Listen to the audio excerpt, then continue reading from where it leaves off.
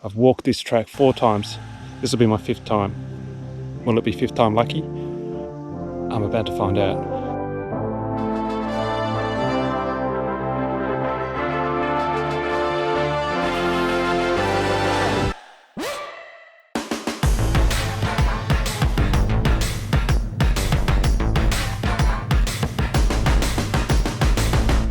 Next part of our trip is camping in Wyperfeld.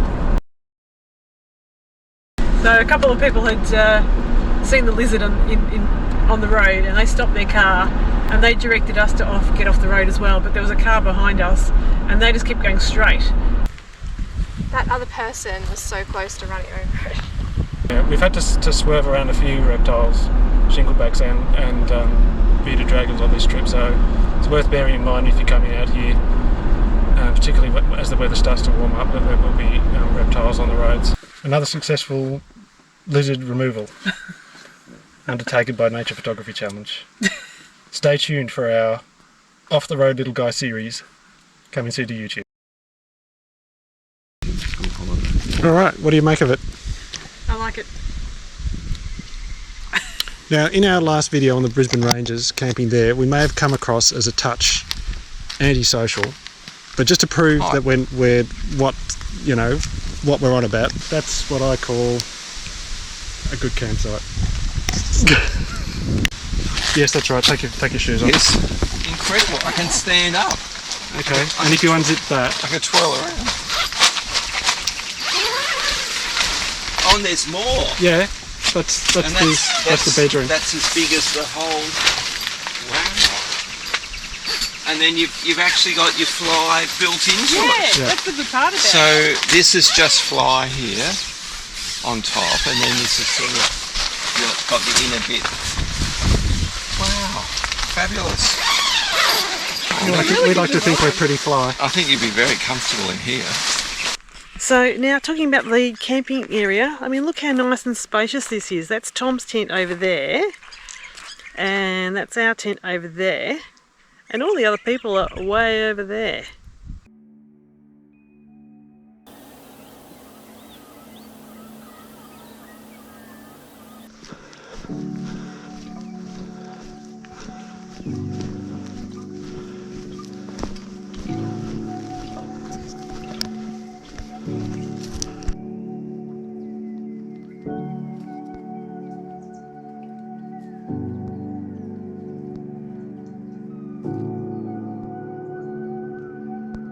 The track that Tom and I are walking is the Discovery Track, which goes from Wonga Campground to Lake Bambrook. It's a 3-kilometre trail. It goes over a series of ridges that are formed from the old sand dune systems that form this part of Wyperfeld. So you get this undulating track over these sand ridges with depressions in between. About 2 kilometres along the track there's an ephemeral wetland called the Devil's Pools, which sometimes has water in it. It does at the moment. And then there's a couple more ridges, and then you get to Lake Bambrook, which is a big grassy plain with red gums and black box around it. The reason we're here walking this track is that it is the home to one of Victoria's rarest and most elusive birds, the Redthroat.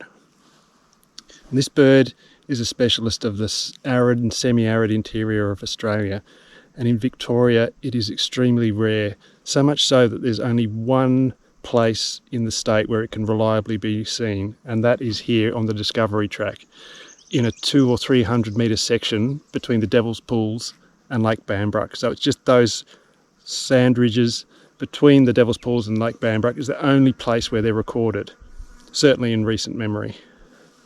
So an incredibly difficult bird to see. You've got to come here to see it, apparently. I've walked this track 4 times and I'm yet to see a redthroat. So they are incredibly elusive. And this is the bird that Tom and I are trying to see on this trip. Will we succeed? Fingers crossed.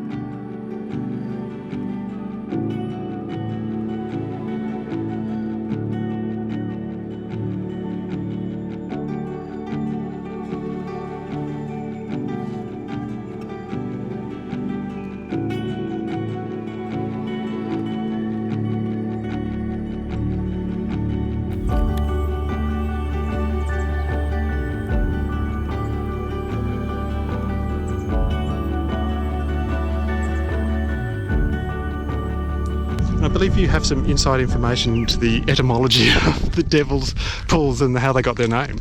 Yes, well, Ian Morosky, who was on the board of management of Wyperfeld back many decades ago, he did a lot of mapping of different tracks and so on, and the idea was to try and get people interested in coming out to the Mallee. So he gave names to features like the Devil's Pools, just to kind of pique people's interest. So there's no particular connection with anything, but it's just an unusual Just to kind of name. sex it up a bit, give it a kind of a, you know, Devil's Pools. I wonder what goes on there. Let's go to the Devil's Pools. Sounds a bit sinful. And there they are, a patch of mud and a little bit of dried up.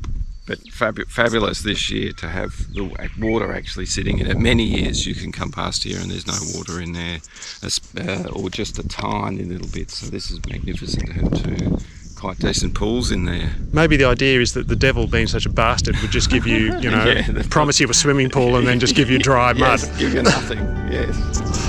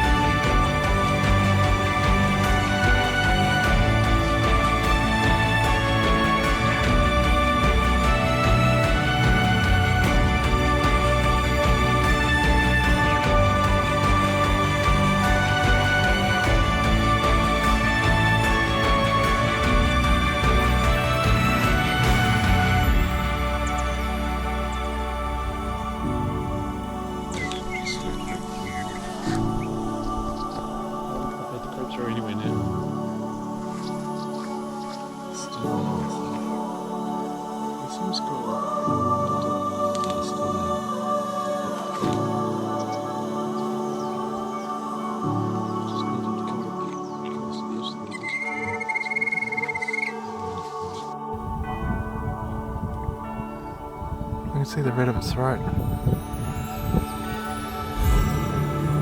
That is the call we've been hearing. So right behind us is what is possibly my favourite acacia shrub in the entire world, because that is where we have just seen a bird I've been trying to see for the last few years here, the redthroat. Now Tom, you're a redthroat veteran. But I've not seen the redthroat for 50 years, so such a thrill to see it again. This is a red letter day, it's a redthroat day, it's a great day. How good is Australia? Tom, I've always believed in miracles.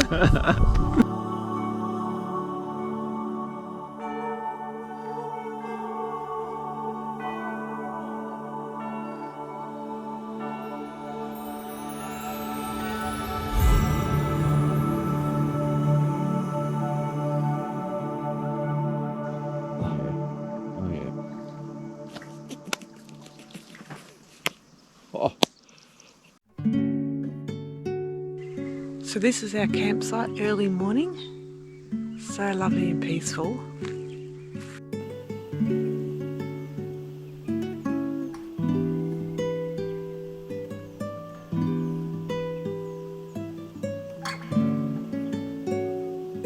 It's the morning ant ritual. They all come out in the sunshine and then climb up the trees.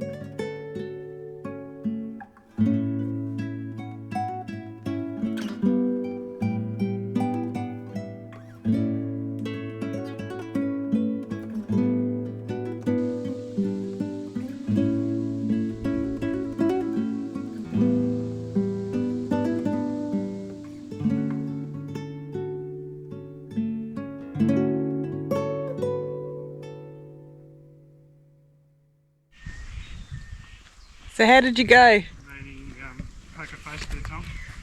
Oh. I think Tom's just tired. Yes. Epic. We saw it. Yay! You just see it, we saw it bloody well. Yeah. Oh, great. Worth waiting 50 years. In my case, worth 5 walks down that bloody track. Ah.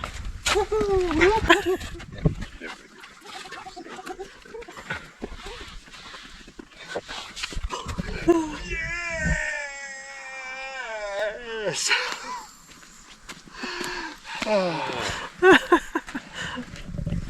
Worth the wait, eh, Nimal? Oh, unbelievable. I couldn't really have asked for much better. Well, I could have, but it delivered for us. I mean, we got a glimpse, like the merest glimpse of it, For about a second, and we thought that was going to be it. and it was kind of like very almost anticlimactic. And then we were about to just head down to Lake Banbrook for a look, but I heard this little call we've been following, and luckily we just sort of waited and had a bit of a look in this dense acacia, and there it was, male redthroat, just moving around in the acacia. Hard to get a good photo because he was kind of in amongst the foliage, but you know, No doubt about what it was. yeah. Beautiful little redthroat. Extended views. So we're very happy and completely stuffed. Now it's time for siesta and a cup of tea. Whew.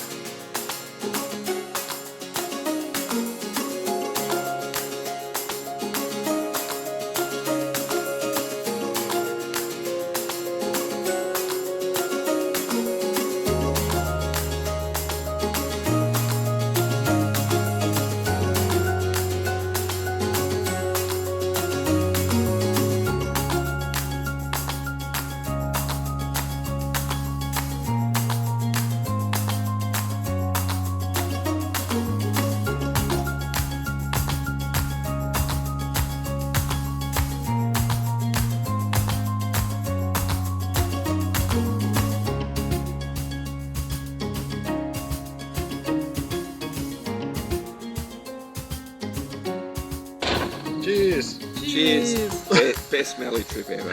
Absolutely. Best and biggest Mallee trip ever. Can't beat that. For us. Well, sadly this is our last morning at Wyperfeld. So last night we had our final night under the Mallee stars. It was a tremendous experience. The campfire was roaring, the billy was boiling, and we enjoyed the traditional outback Aussie bushman's meal of curry laksa with bean curd and udon noodles. It doesn't get much more genuine outback experience than that. What did you think? Fantastic. It was great. We've thoroughly enjoyed our time in the Mallee. We've had a fantastic time. And actually on this trip and on some recent other trips, some of some of you have actually met us in the field and come up and said hello to us, which has been really great. So we want to thank you for that. Yeah, we want to really thank anyone who watches our videos, and we really appreciate that you watch them and you enjoy them. Anyway, thanks for watching. Thanks for watching. See you in the next video. We won't miss these bloody flies, will No. we? Australian wave.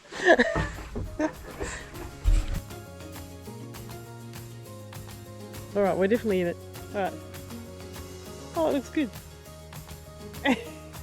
So if you're a tourist coming to Australia and you're coming here in like the warmer months, I would recommend buying one of these nets. It'll save your sanity from being absolutely bombarded by flies.